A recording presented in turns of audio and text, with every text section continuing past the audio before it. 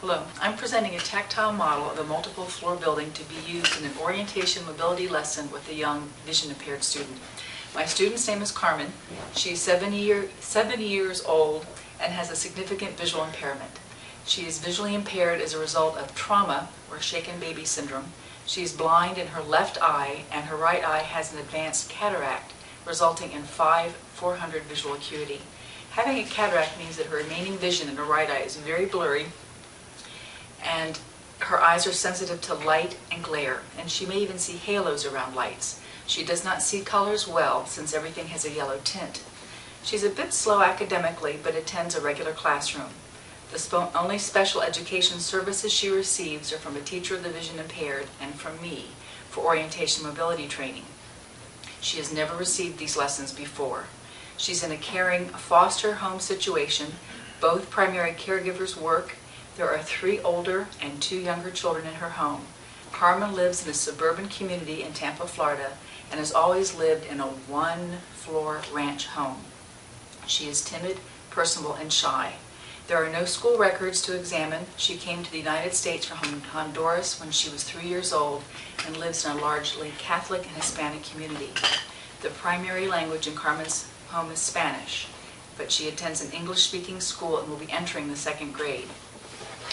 She demonstrates good understanding of her body parts, her arms and legs and their functions, but has significant problems with spatial concepts, like what is beside, what's between, what's in front of, and what's behind her. She is also able to identify objects commonly found in certain rooms of the home and to some extent school. Previously, she attended a 1-story elementary school, but her new school has a 3-story building and she needs to go to the other floors for music, art, gym, and assemblies. She does not understand multiple floor buildings. She doesn't have the concepts of ceiling and floor, and she doesn't have the spatial concept of a floor as an area containing rooms, hallways, walls, ceilings, and corners. So she has needs about understanding what floors are in 2 different ways. This tactile model will be what I will present to her in what's called a preview. I would just present it to Carmen and let her feel it. Feel the front. After I touch this part, feel the front, the sides, the top, the back. Feel underneath it. And then after she's had a chance to explore it, I'd explain what she's touching. I'd let her know this was the top. These are sides. One's left, one's right. There's a side in the back, a side in the front. There's some doors, and a side underneath it. We would call this her school building. Now she would laugh and say it's just a box, and it is. But since it's a model, it's going to be her school building model. Now Carmen has played with dollhouses and cars and trucks, but to her they're toys. They're not models of the real thing.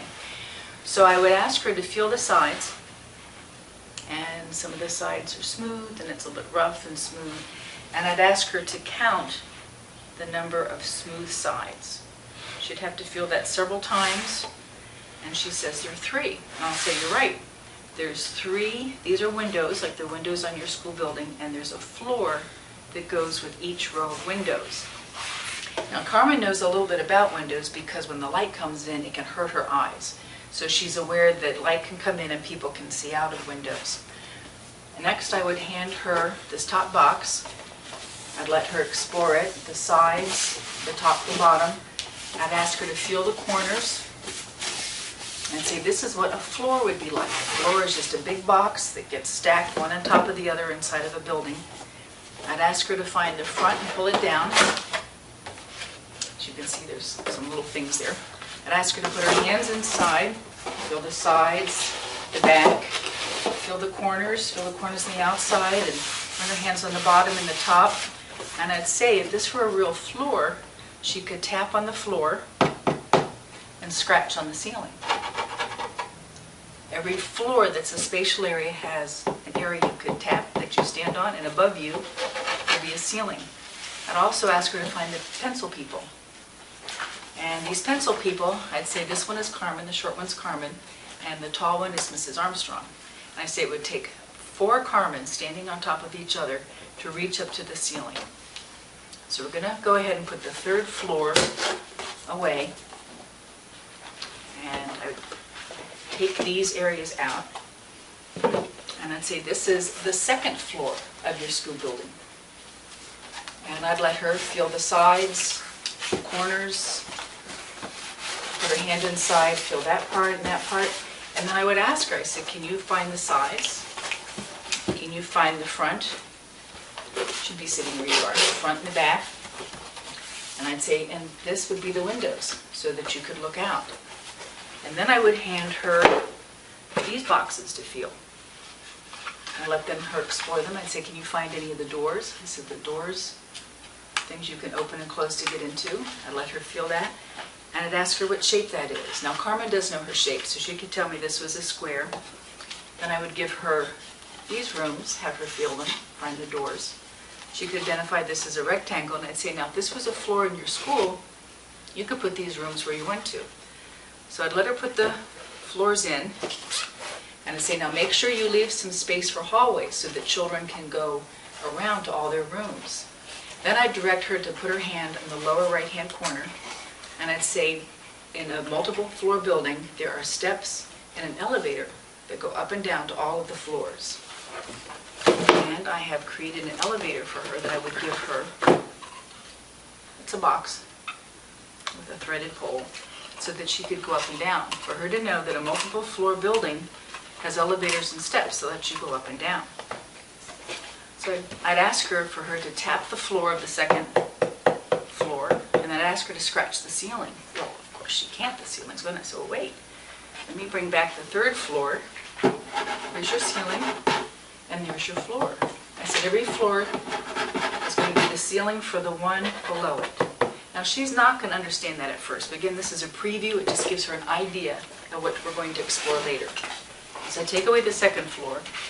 I'm going to take away the rooms for the first floor, put them down here, and let Carmen explore just like we did before. The first floor is going to have doors going in and out. Second floor won't, third floor won't, but the first floor would, so you can come in and out.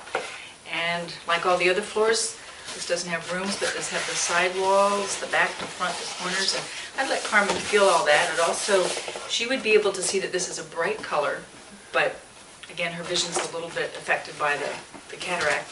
I'd put this down, and one by one, I'd give her the rooms to feel. And she knows the rectangle shape. She'd find the doors and put one room in. I'd give her another room for her to explore. She'd know that that's a rectangle. And then I'd give her a room that's a smaller rectangle with its own door. I'd say, this is the front desk. So when we go on the first floor, we're going to look for the front desk so we can sign in. And when she puts the rooms, I'd ask her to move her hands around so she can create hallways. Then I'd ask her to look for the stairs and the elevators. And they were on the lower right-hand corner before, and they're still there. And there's some pencil people waiting at the elevator and the stairs. Oops, my office, but I tell her that one of them is Carmen, and one of them is me, and we're deciding if we want to take the stairs to go up to the second floor or the elevator. If we want to go up one and down the other. And then here's the elevator like it was before. So then I'd ask Carmen if she could put everything back together, which is as important as taking it apart, because the stairs and the elevator have to fit right on top of each other and go in. And then we would have our third floor, which would go on the top because that's where we're started. Now, Carmen says that's all very interesting, but she wants to be able to explore her own school and see for herself what a multiple floor building is like. After we tour her school, we're going to come back and look at this model and review all the concepts we've talked about. Again, a floor is something she can touch with her foot, and it's also a spatial area. Those are two very important concepts. See you later.